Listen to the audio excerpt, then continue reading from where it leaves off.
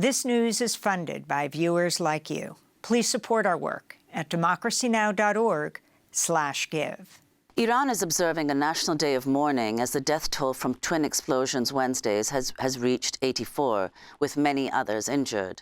The blasts in south-central Kerman province killed attendees to a memorial for top Revolutionary Guards General Qassem Soleimani, who was assassinated in a U.S. drone strike 4 years ago in Iraq. This is a survivor who was being treated in a nearby hospital. I suddenly felt a burn in my back, and then when I tried to move, I couldn't. What happened? I just remember hearing the sound of an explosion. No one has claimed responsibility for the attack, but Iran has placed blame on Israel and the U.S. The White House said the Islamic State could be behind the bloody bombings and rejected claims Israel or the U.S. was involved.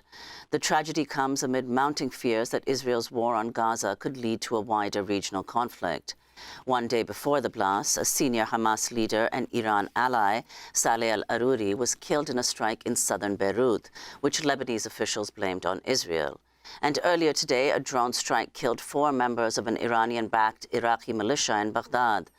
Iraqi authorities have blamed the U.S.-led international coalition for the attack. For more, we're joined by Arash Azizi, Iranian historian and writer. His book is titled The Shadow Commander, Soleimani, the U.S., and Iran's Global Ambitions. His recent piece in The National is headlined,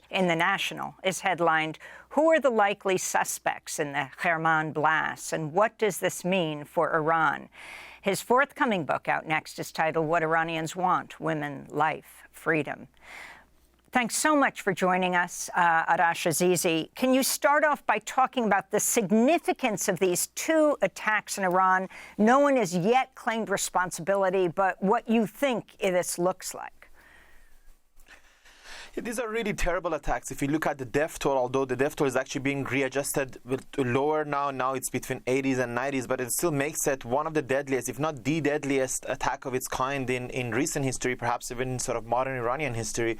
So they're truly terrible. And of course, they do come at a time when the region is very tense. There's been a shadow war between Iran and Israel and the United States for many years now, but especially in the last few months. And the anniversary of Soleimani's killing 4 years ago is already a very tense day because, it involves a lot of groups in Iraq, in Lebanon, in Iran, and Israel, Syria. A lot of them are linked to Soleimani in one way or the other. So it's a very tense time, and the attack comes at that time. Now, it is true that we don't really know who did the attack yet. No one has really claimed it yet.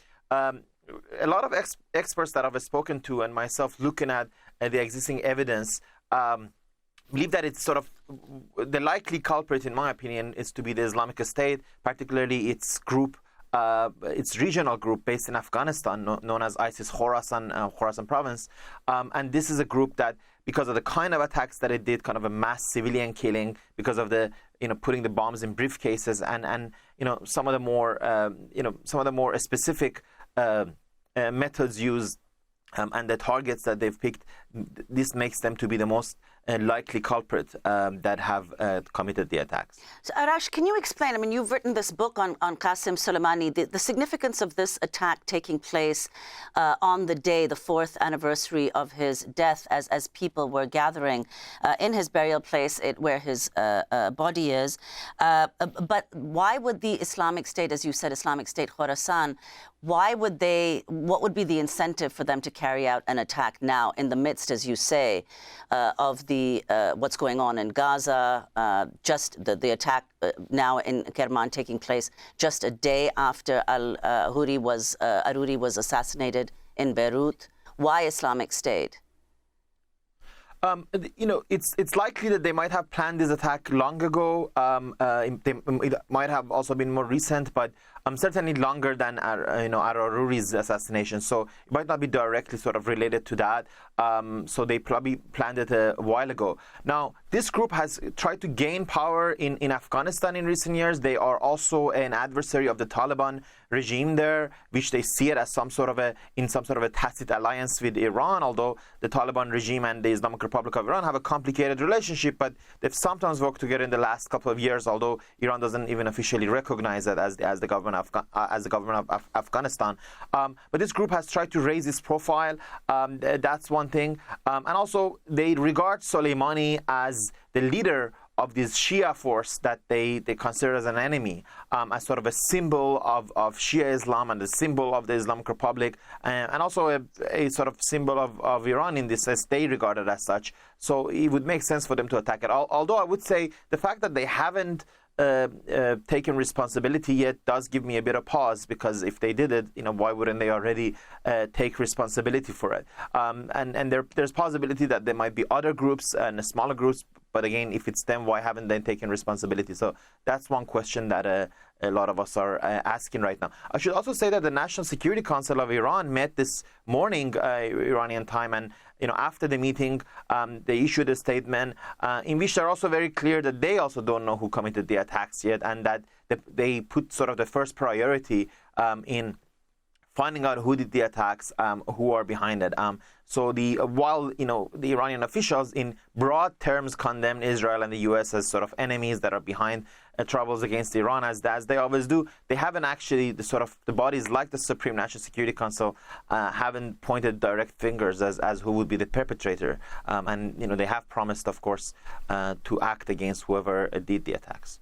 And Arash, the people who were killed, as we said, about 84, you said somewhere between 80 and 90 people, none of those people were in any way associated with the government, the Revolutionary Guard? Because as you've said also, when there have been attacks perpetrated by either the U.S., Israel, as you say in your piece, has carried out many operations in Iran, but they tend to be targeted against specific people. Most notably the series of assassinations of Iranian nuclear scientists. But in this case, who was among the dead? That's right. They usually target either IRGC officials, this militia that really rules things in Iran, or the nuclear scientists. And do they have a specific attacks, specific targets, which in this case, there doesn't seem to have been any, even a sort of a mid-ranking IRGC official there. So that makes it, in my opinion, less likely that it was an attack by them, although not impossible, but much less likely. So in terms of who were the victims, from what we can see so far, ordinary people, ordinary civilians. Yes, a lot of them might have been there to mourn Qassem Soleimani in some ways, but I should also say this is a big cemetery in in Kerman, where it's my maternal city. I've been to this cemetery many times. There are tons of ordinary people who are buried there. In fact, it was Mother's Day in Iran also around that day, so many people might have been just going to their mother's grave, as is customary on such a day. We see a large number of children are among the killed and the injured, dozens, which really shows the kind of victims that this attack had, and also first responders who came, because this was a double blast. So the first responders who came to help with the victims of the first blast, unfortunately, were killed in the second blast, which is another sort of a signature of ISIS, and makes it more likely to be that. Although, as I said, we really don't know, and it's a bit of a speculation at this point. And Arash Azizi, remind us how Qassem Soleimani died and his significance. Soleimani was killed in a drone strike on January 3rd, 2020, ordered by President Trump at the time, which was a really shocking action. Just to give you an idea, a few years before, during the Bush administration, when the Bush administration was trying to kill a Hezbollah leader, they repeatedly, at least once, postponed the attack just to make sure they don't hit Soleimani. And that's because he was easily one of the most powerful men in the Middle East. You could easily say he was the most powerful military figure in Iran at the time. His official job title, he was the head of the Quds Force, or the Jerusalem Force, which is basically the external operations wings of the IRGC. What he really did was that he controlled a very large multinational army of Afghans, Syrians, Iraqis, Lebanese, all around the region, and had really commanded and directed Islamic Republic's interventions in countries of the region. So he was of big significance, and also he was a ranking official of a nation state, called the Islamic Republic of Iran. So it was sort of highly unusual to assassinate a figure like that. In a strike, some people would say, not since the Second World War, when the United States helped kill a Japanese admiral, had such a figure of another country been targeted like that. Of course, the official sort of explanations for it was that there have been tons of attacks by forces directed by Soleimani, this group based in Iraq, on U.S. forces, and this has been going on. Even in the last few months, we've seen more than 100 attacks by these forces by these sort of Iraqi forces aligned with Tehran on U.S. forces. So that was one official reason. The other being that the IRGC was put on the terror group list by the Trump administration. So they regarded Soleimani as having a double role, as on one side being a sort of a uniformed official of Iran, but at the same time they saw it as a leading figure in what they considered a terror organization. So that's why they did the attack. Let me ask you about Sayed Reza Musavi, who right around Christmas, an Israeli airstrike outside the Syrian capital Damascus killed a senior advisor of the Iran Revolutionary Guard. The sources told Reuters the advisor was responsible for coordinating the military alliance between Syria and Iran, and apparently he was with, Qassem Soleimani when Soleimani was killed. Now he has been killed. That's right. Sayed Reza Musavi was perhaps, I would say, easily the most important, definitely one of the top 3 IRGC officials, this sort of Iranian militia officials in Syria. And he'd been in Syria a very long time. People would know him in Damascus. He's played an important role in the Syrian civil war. Effectively, this is when the government of Syria, Bashar Assad, helped kill hundreds of thousands of his own civilians, and Iran and IRGC were helping him. So Sayed Reza had an important role there, but he really, even years before, he had effectively been based in Syria since the 1990s. Late 1990s, I would say, for sure. He would go back and forth, but at some point he was entirely based there. His wife taught at the Iranian school in Damascus, so he was an old-timer. When the Iranian intervention really increased in the aftermath of the Syrian revolution followed by the civil war, that's in 2011 and 12, Sayed Reza became this old guy who